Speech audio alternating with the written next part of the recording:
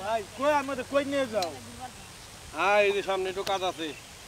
কাজ আছে করতে করতে তো অনেকক্ষণ রাস্তা হাটে আসলাম। আরে আই কাজ কাজ আছে দেখে তোরে নিয়ে আইলাম। কাজ আচ্ছা। না থাকলে কি তোরে নিয়ে আইলাম? আচ্ছা কোন? তোরে নিয়ে আইলাম কেন্ডিং আনোয়ার বাবাই আসিল, মায়ে আসিল, দুজন তো এই যে জগতে নাই, দুজন পরপালে চলে গেছে। এখন আমারই তো দায়িত্ব তোরে সব কিছু বুঝাই দেওয়া, তাই না?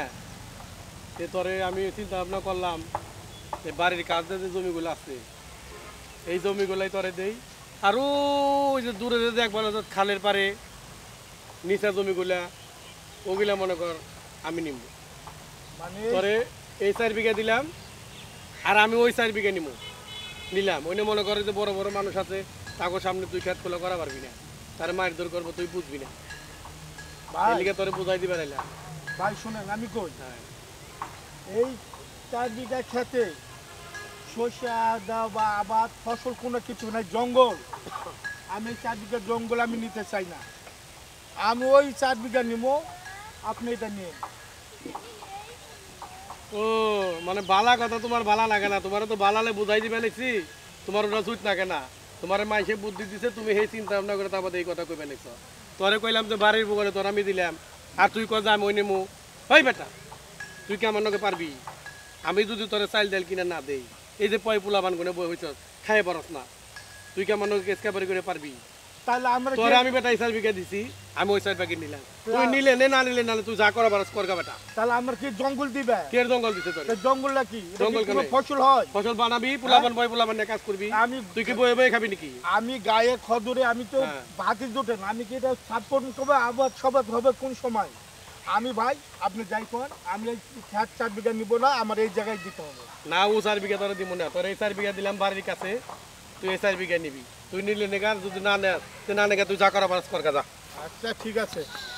শ্যাম তোর এদিকে আয়, দেখ এই তোর বড় আব্বা এখন আমরা এই 4 বিঘা খেত জঙ্গল খেত দিয়া দিছে, আর তোর বড় আব্বা ওই 4 বিঘা খেত নিয়ে নিছে। হ্যাঁ এখন তোরা জোয়ান হইছ, আমি গরিব মানুষ। তোর বড় আব্বার থেকে টাকা পয়সা ধার দুধ নিলে চাল ডাল নিয়ে তোদের খাওয়াই মানুষ করছি। আর তোরা কি করছিস তো? ধরো আমরা সবাই মিলে এটা পরিষ্কার করে সোনার ফসল বানাই।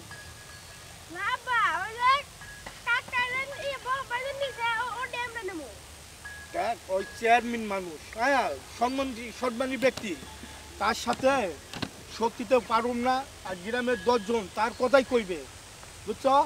এখন আমরা সবুরের গাছত নেওয়া ফলে তোরা সবুর কর, ধৈর্য ধর। আল্লাহ দিলে এটা থেকে আমরা সোনার ফসল উঠামো। তোরাই তো খাবি চার ভাই, তোরা আমি আজ আছি কাল নাই, তো ঝগড়া ফাঁচার গন্ডগোল তোরা করিস না বাবা। হ্যাঁ ঠিক আছে, চলো তাহলে পরিষ্কার করো।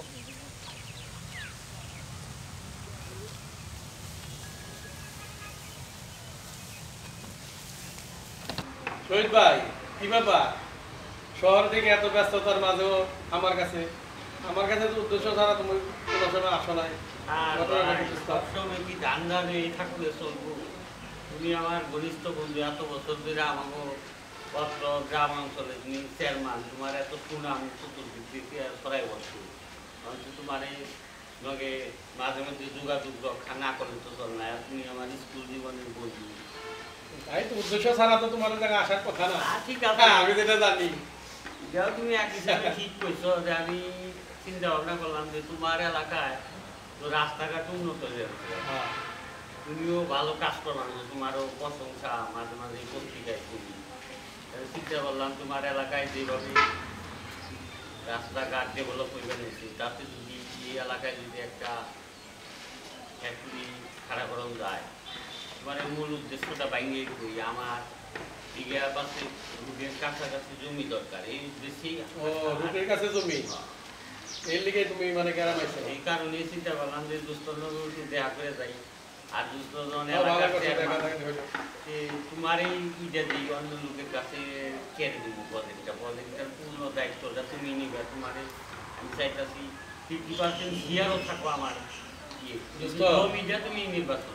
ঠিক আছে আইসো তো, কিন্তু জমি তো আমারই ছিল, আমাদেরই ছিল আগে তো। ছোট ভাইয়ের মনে করা দিয়ে দিছে, আমি ওই চকের জমি নিছি ওই সময় তো ধান টান হয়তো ফসল হয়তো আগে তো বুঝি নাই বাইরে মনে করে দিয়ে দিছি এখন বাইরের জমির কাছে যে রাস্তা হইতাছে হাইওয়ে রুট হইতাছে এখন তো কেমনে কি করি ভাই কত দিই আমার তো আর এটা বুঝাইতে না আমি তো সবসময় জানি যে কিভাবে মানুষের কাছ থেকে কিভাবে আদায় করা লাগে এটা তোমার কাছ থেকে আমি শিখছি যার কারণে তো আজকে তুমি জননেতা ঠিক আছে ভাইয়ের কাছ থেকে জমি কিভাবে নিয়ে লাগবো ভাই দুষ্ট এইটাও না বুঝো ওইটাই করি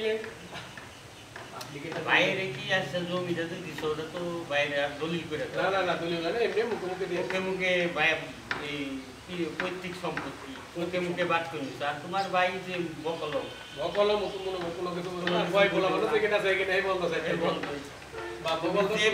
যেভাবে হোক জমিটা আমার চাই ঠিক আছে দোস্ত আমি করি জমিটা তুমি দেয়া পারো দোস্ত তাহলে তুমি 50% পার্টনার দেয়া পয়সা যা ইনভেস্ট কর না ওটা নিয়ে তো আমি আছি ঠিক আছে দোস্ত আমি করি আমার বাইরে রাখি আনি তুমি এই ব্যাপারে আর গাফলাতি করো না যত ব্যস্ততাই থাক ভাইয়ের ব্যাপারটা আগে ফয়সালা করো যেমনি হোক বাইরে ম্যানেজ করে দিও ঠিক আছে হ্যাঁ ভাই বলেন এ না কি কি কইবার চাইছো না এখানে হইছস কি ব্যাপার আব্বা আমার 30,000 টাকা লাগবে 30,000 টাকা লাগবে মানে তোর কালকে 10,000 টাকা দিলাম আজকে তোর 30,000 টাকা লাগবে কে কি করবি বেসরের দাম বেড়ে গেছে গা বাবা আজকে কালকে তুই বেঞ্চাও গা এসে বেটা বাপকে বেটা সিপাহীকে গুড়া খাইলে বালা জিনিস খাবি ওই বিড়ি টিড়ে আবি দাবি খাই কামলা না খায় তুই চেয়ারম্যানের বলা তুই বেঞ্চন খাবি না বেটা খাইবো কারা আব্বা তুই কর ওই তোর সাথে ডাক দেবে এটা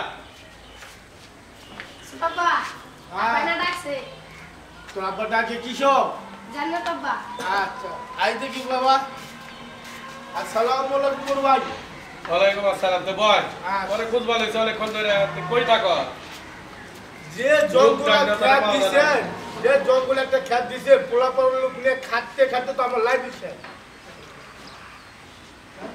যে খেত দিছি তোর খাটতে খাটতে কারবার শেষ হয়ে গেছে লাইফ শেষ হয়ে গেছে আরে বেটা এটা লিখে তো তোরে ডাক দিছি আচ্ছা মনে কর